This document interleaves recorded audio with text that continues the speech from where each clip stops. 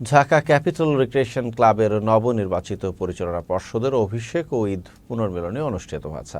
বৃহস্পতিবার সন্ধ্যায় Dhaka capital recreation ক্লাবে এই অনুষ্ঠানের আয়োজন করা হয়। অনুষ্ঠানে ক্লাবের নবনির্বাচিত প্রেসিডেন্ট মোহাম্মদ আবুল হোসেন, পরিচালক ইঞ্জিনিয়ার মোহাম্মদ কামরুজ্জামান, পরিচালক মোহাম্মদ মাহবুব হাসান ও ক্লাবের প্রধান নির্বাচন কমিশনার সহ অনেকে বক্তব্য রাখেন। এই সময় channel S director engineer Abu Al Siraji, নবনির্বাচিত পরিচালক সহ ক্লাবের অন্যান্য পরিচালক ও সদস্যরা উপস্থিত ছিলেন। শুরুতে ঢাকা ক্যাপিটাল রিক্রিয়েশন ক্লাবের নবনির্বাচিত ডিরেক্টরদের ফুলের মালা দিয়ে বরণ করে নেওয়া হয়। অনুষ্ঠানের মূল পর্ব শেষে সাংস্কৃতিক পরিবেশনা অনুষ্ঠিত হয়।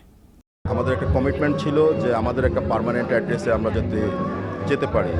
তো আমরা আমাদের বোর্ডকে নিয়ে, আমাদের অল ডিরেক্টর এবং প্রেসিডেন্টকে নিয়ে আমরা সেইভাবেই কাজ করে যাচ্ছি যাতে আমরা আমাদের নিজস্ব ভবনে যেতে পারি, যেহেতু আমাদের এটা একটা সোশ্যাল ক্লাব।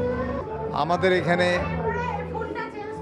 এই ক্লাবটা সামনের দিকে যেন সুনামের সাথে আরও সমৃদ্ধির সাথে আমরা আগে নিতে পারি, এটাই আমাদের ভবিষ্যৎ পরিকল্পনা, এটাই আমাদের প্রচেষ্টা।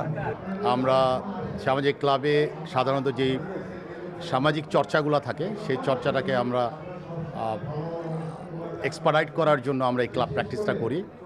তো আসলে এই ক্লাবে আমরা অনেক নিয়ম শৃঙ্খলার সাথে অনুসরণ করি, যেটা একজন আরেকজনের প্রতি শ্রদ্ধা রাখা, এবং আমরা সবচেয়ে বড় কথা এই ক্লাবকে আমরা আমাদের সেকেন্ড হোম বলে ডিক্লেয়ার করি এবং আমরা একটা ফ্যামিলি বলে নিজেরা ধারণ করি।